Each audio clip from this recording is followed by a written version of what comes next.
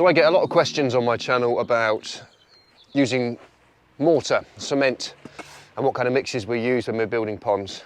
It's nothing special.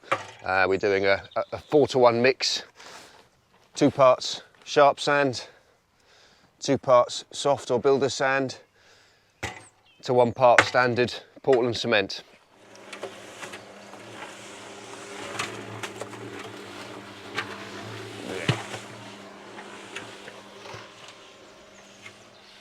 I like to use quite a dry mix because I'm working in the pond and I'm working with water right next to me. I can always water it down a little bit if I need to.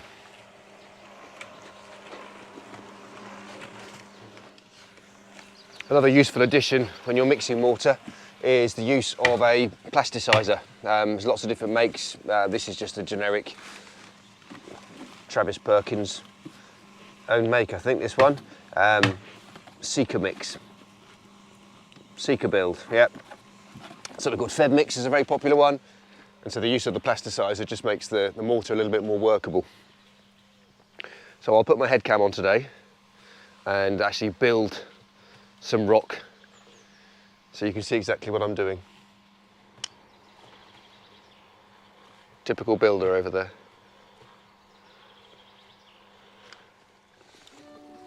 Right, resorting to head cam. I'm using my telephone as a viewfinder because I've no idea what you can or can't see. I think that'll just about work. So I'm laying some stonework around the edge of the pond here. I've got my offcuts of pond liner, which I'm using to protect the main pond lining, and that will sit up here on the shelf.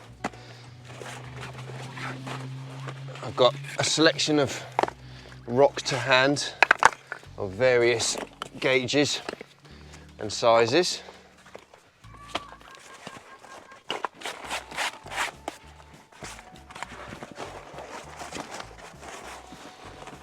It's always a bit of a jumble with various bits of pond liner, and it's a pain because it always slips in. I'll try and wedge that up there like that. There we go.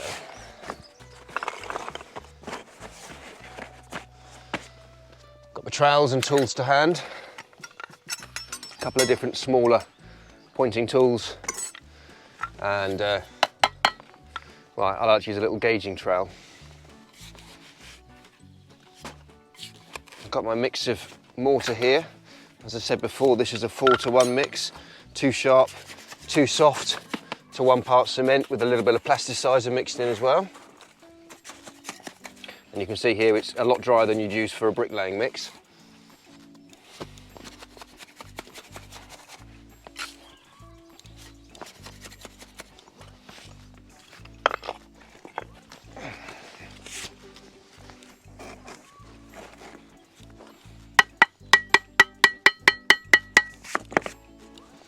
Various lengths of levels here. The one I use most is the small scaffolding level here, where I can just ensure that each individual stone is laid reasonably level. Obviously I'm not trying to get this laser perfect, particularly as the majority of this stonework is going to be underwater anyway. But most important is just following the contours of the pond, the curves of the pond, and making sure that it all flows nice and sort of seamlessly.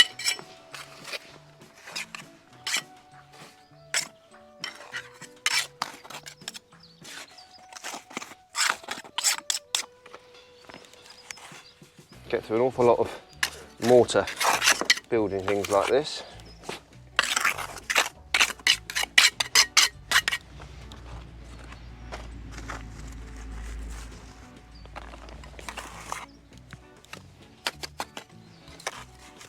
Really important are these little fillers. Whenever I'm breaking up stones, I'll always hang on to and save all the little bits that kind of break off like this, because they're really useful for bunging up various gaps and helping to level. So here, for example, this stone is a little bit proud of this one, and I can use something like this to pop it in there and bring that level up. And of course, when you're building stuff like this, you're always trying to span, to bridge over these joints.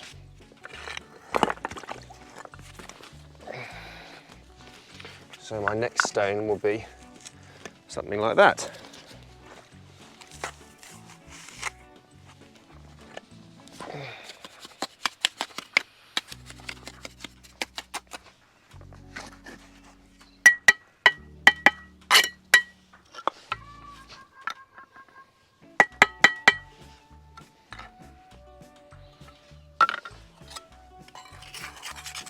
Now initially it looks pretty messy with the various bits of muck on show. I'm not going to attempt to clean this up too much whilst it's wet, because that's when it's going to stick to the stone and really stain. But later on this afternoon I'll come back and I'll start to rake out these joints using the ends of my pointing tools, and then I'll brush it out just with a paintbrush. What have I got here? My box of bits. So I'll use a couple of different brushes. Here we go. A bigger one and a smaller one. And I'll just go around and brush out the joints and the gaps. So it ends up looking, as you can see along the back wall here, where the majority of the joints aren't visible. So the idea is that we're trying to create kind of a dry stone wall effect, but that's obviously mortared together to give it strength.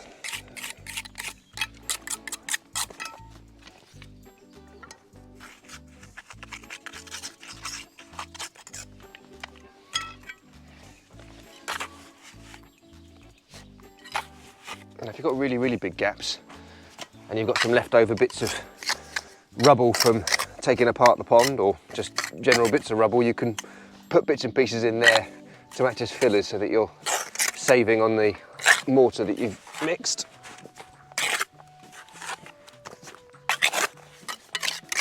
But I like to keep Dave busy so he can mix up some more.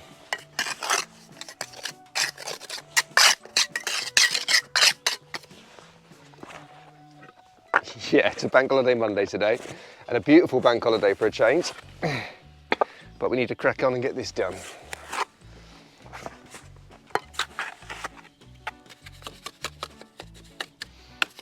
As you can see, it's not rocket science, pretty simple stuff. As long as you take your time and you're paying careful attention to the levels. I think probably the most important bit is as you're approaching the top of the stonework, which is obviously the visible edging. I've kept it uniform and level all the way along the back wall, but the ground naturally starts to rise here and I need to follow that contour. This is about the highest point, then it starts to dip down again. And what I don't want is the stone to rise and to fall. That's going to look a bit silly. So as it's starting to rise to this highest point, I'm going to maintain that height now for the rest of the edge all the way round, and that means that this border here will need to be filled up with just a little bit more soil to bring it up to the level of the top of the stonework. This is going to be riveting viewing for you.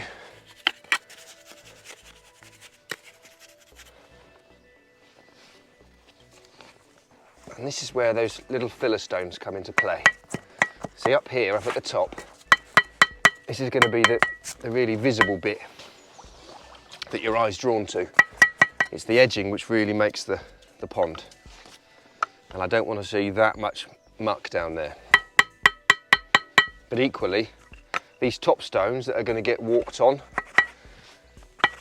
need to be firmly set so they're nice and secure. So it wants to be sat on a decent amount of muck.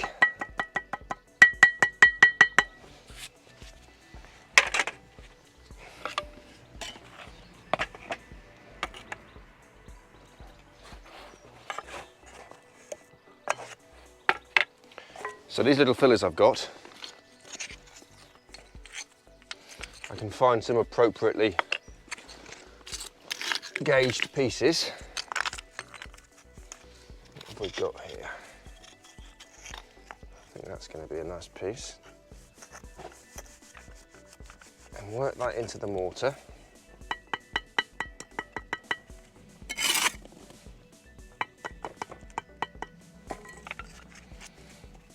They're really thin pieces, so the stone itself is still sitting on the majority of that bed.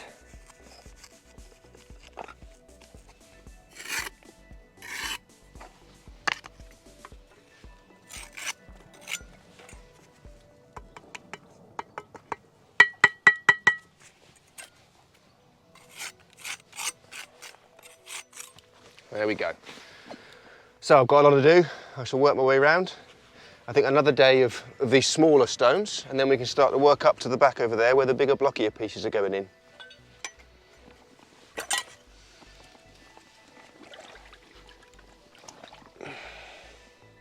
Dave's going around trimming the edging and doing all the important final details, and then banking up with soil behind. And it's little touches like that that really start to make the job look complete. And look at that gorgeous roadie behind Dave over there. Just try not to get stung, there's so many bees around.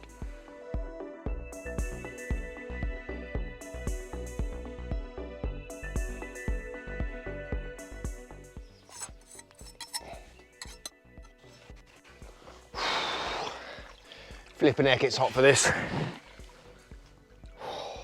Too hot for waders. Oh, that feels very nice.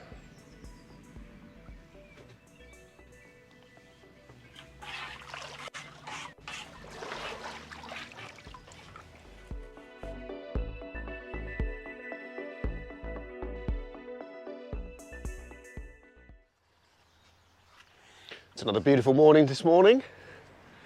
You can see yesterday's progress.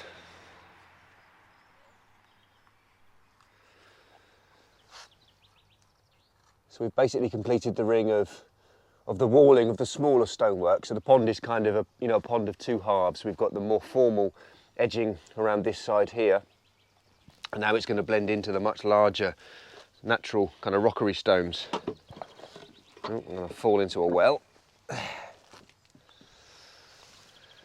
So today's job is going to be laying these very large boulders and putting them back into position, which is going to be quite a taxing job.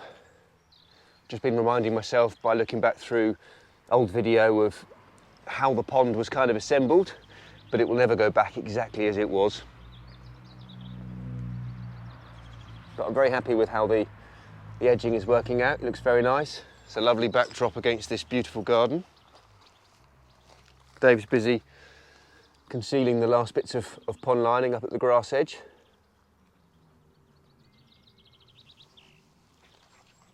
It's going to be nice to see the pond filled up with some water.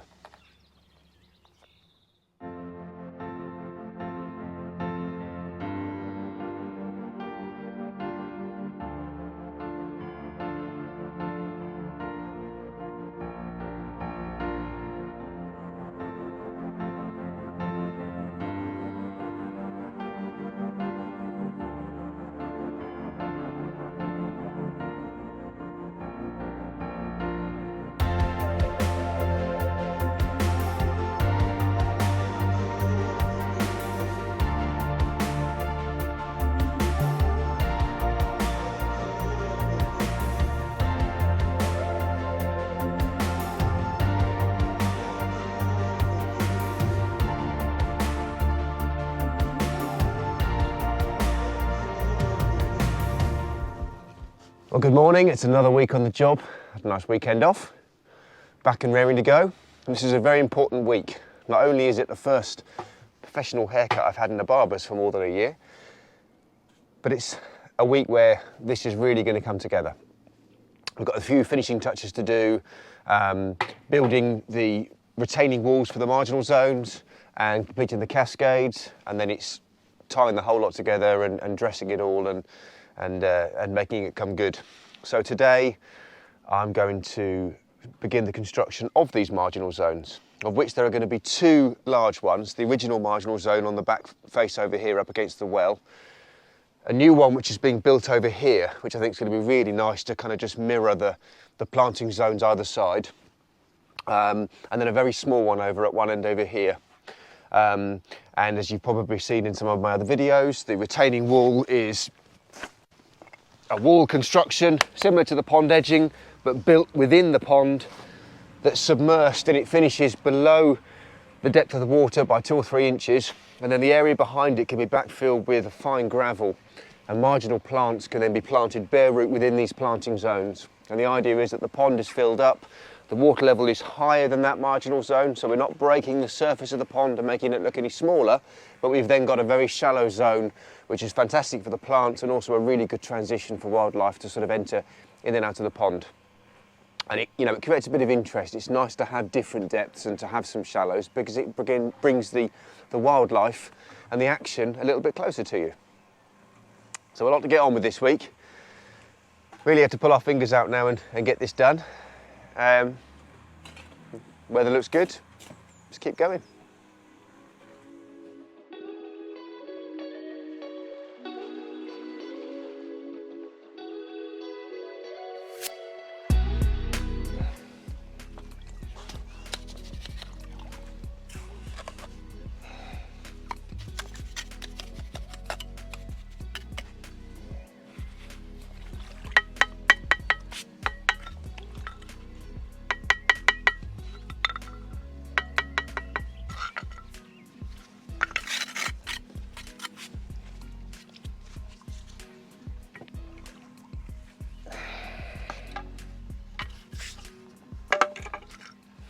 So I'm just building the second retainer here. This is the larger of the 3 retainers.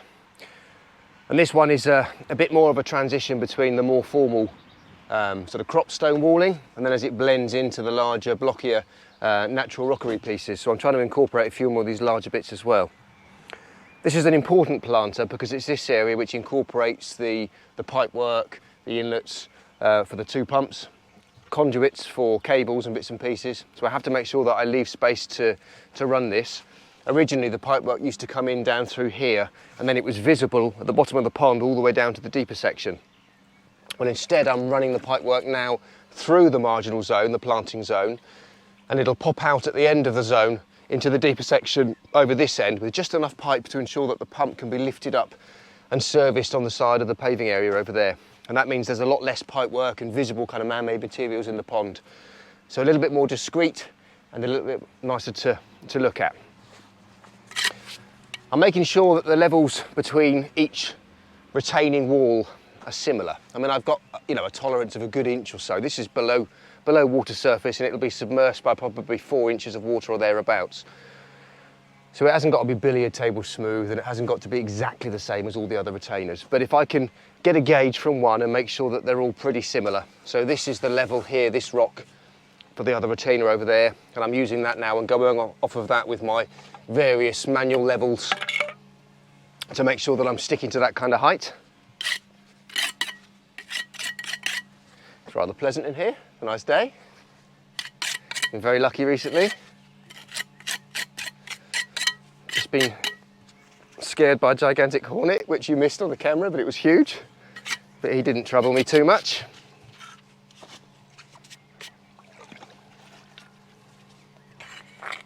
I've now just got to make sure that I don't lose my tools.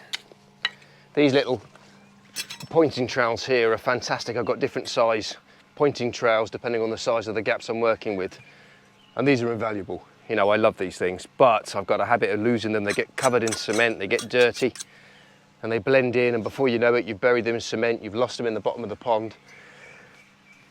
So Brainwave spray painted them bright red, and for a little while it's worked. They've been nice and visible, but it's starting to peel off, so I'll have to get Dave to spray these again for me. That gave me the idea that I need to start spraying my wallet and my car keys red as well.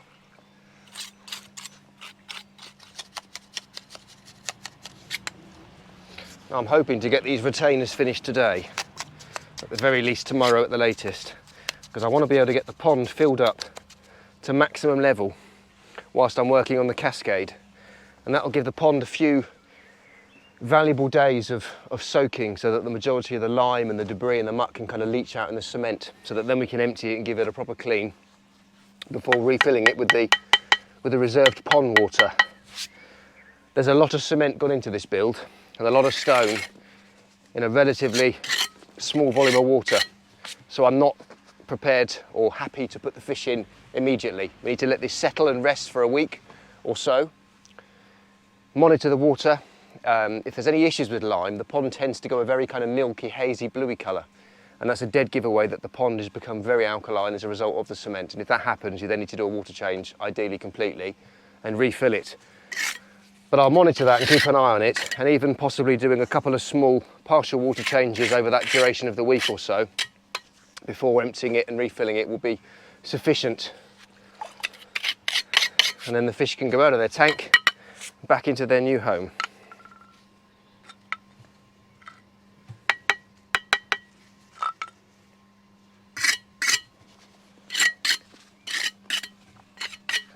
If you enjoy watching videos like this and you're interested in ponds and other aquatic life, hit the like and the subscribe button, and ideally the notification button as well, and you'll get a lot more videos like this.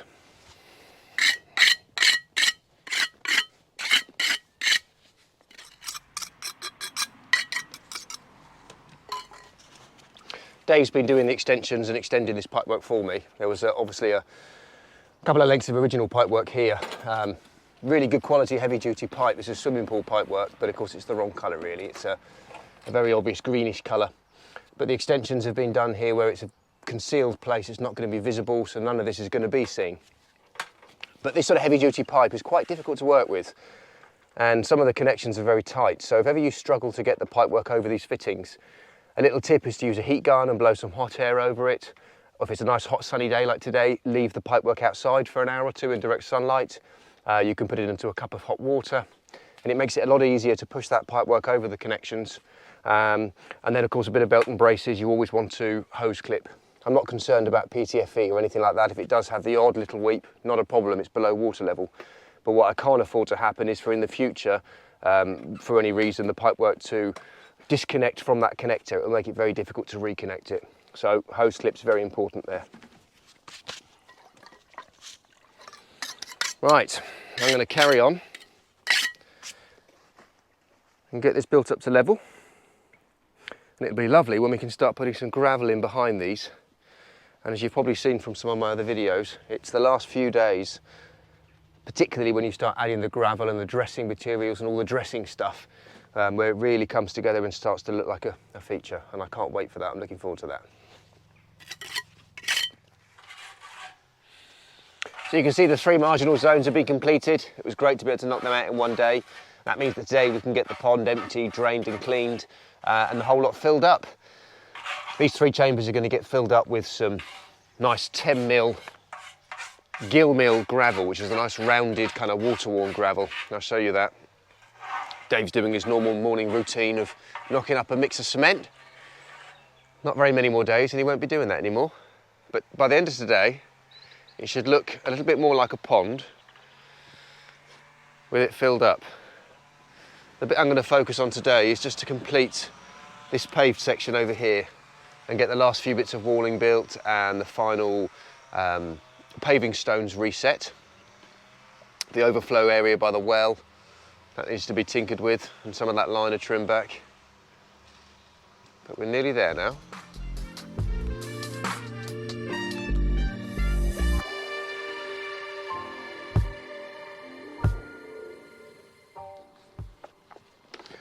Been a long hot morning. Dave has done a great job of getting the pond emptied and cleaned and filling up all of these marginal zones here with the gravel. So I'm just carrying on and doing the edging here of the paving, trying to protect it from the sun as much as possible. But doesn't it look different when you see it empty like this? You start to really get an idea of what it will look like when it's filled and the pond's clean and you can see the stonework. Very pleased with how it's looking.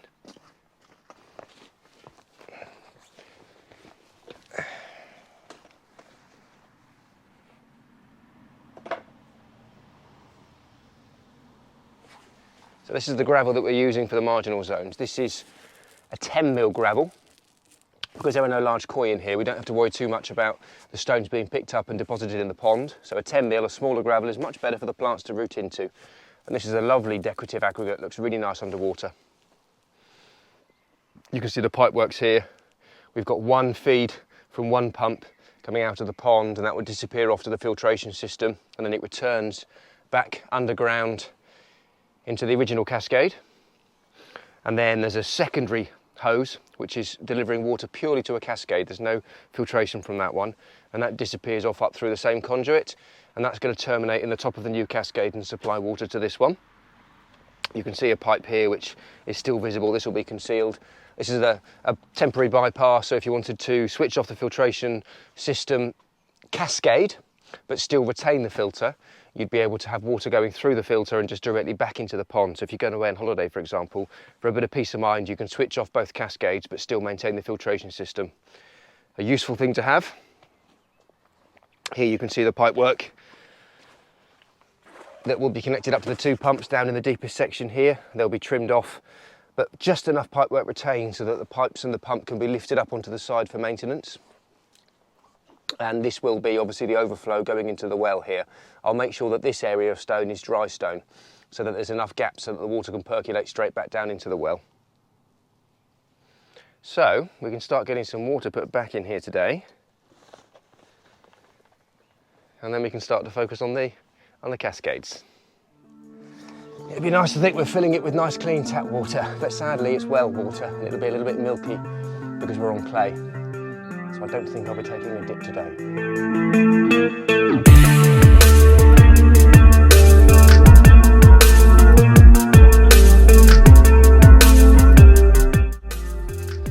Well, ladies and gentlemen, we now have a pond. This is the first time I've seen the pond filled up to almost level. We're just pumping out from the well at the moment and getting it topped up with its first initial fill. And it's lovely to see water creeping up over these marginal zones and getting to a stage where we're almost at the full height. And this is when I get a final sort of indication and a clear idea of exactly how the levels have worked out in regards to the spill stones and the overflow and everything else. So very pleased to see water going into the pond, particularly on such a nice hot day.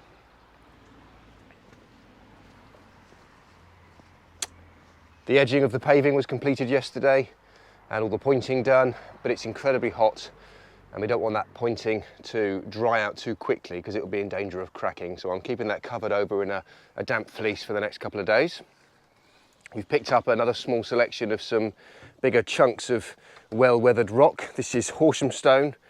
Looks like I've got an awful lot of rock left over to use for the cascade, but it's incredible how much you use when you're doing jobs like this and how important it is to have a surplus amount of rock because you know you need to pick bits and pieces. It's a natural jigsaw. Some bits are going to fit and some bits aren't. So the more you've got to hand, the better the end result. Not the best start this morning. I had a bumblebee get caught down by a rigger boot. Stung me in the calf. Lovely.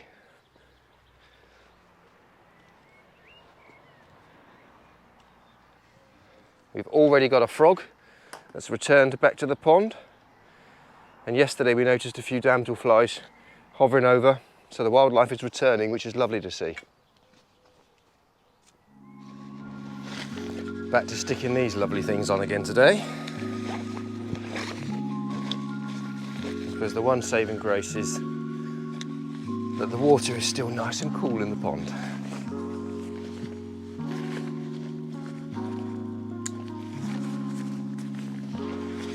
And it's unlikely I'll get a bumblebee caught down here.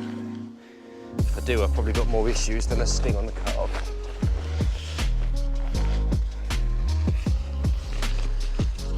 That's how to put a pair of waders on like a pro.